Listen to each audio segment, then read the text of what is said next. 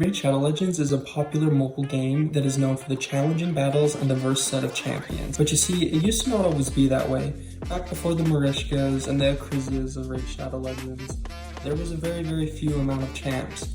And when it came down to game modes like campaign, dungeons, even arena, those were all very clearable objects. But you see, back in those days there was only one main problem, and that was Clan Boss.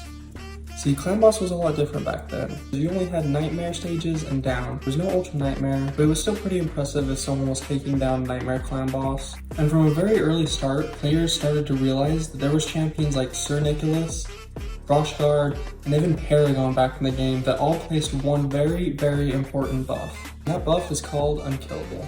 See, what the Unkillable buff does is basically just how it sounds. It protects you from being killed. It's as easy as that, right? So players got to thinking, what if we took that into Clan Boss? We could go basically forever, right? If no one's getting killed. The one big problem with that though, is out of those 3 champions, 2 of them were legendaries and 1 was a void legendary. And Raid Shadow Legends was pretty new, so there's not a lot of people that were crazy enough to just drop hundreds or even thousands of dollars into this game to be getting these champions back then. There was one that stood out from all of them, and his name is Paragon. See, Paragon has a very unique skill on his A2. He allows you to place one unkillable buff on one champion for 2 turns.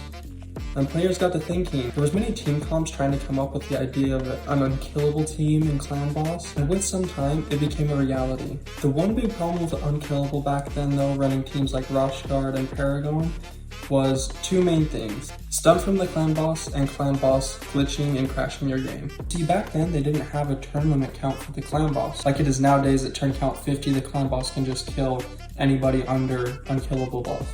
Back then it wasn't like that. It could just keep going forever and ever basically, or until the game crashed. It was a little harder to determine what made the game crash, why it crashed, because it was so random. It could crash, an hour after attacking Clan Boss, but it could also crash 5 minutes into doing it. It was so unpredictable, so then Unkillable was so iffy. After a long time of players trying to figure out these different team comps to make these unkillable teams, Raid Shadow Legends was getting sick of it. There was a handful of players that were able to one-key Nightmare back in the day, which was a very impressive thing to do back then. You had to have some really insane gear. Once players realized the players were one-keying Nightmare, they were not very happy about that. So they released in patch 1.13 a nerf basically to Unkillable. And with that nerf came on turn 50 of the Clan Boss, he would kill your team if they had Unkillable.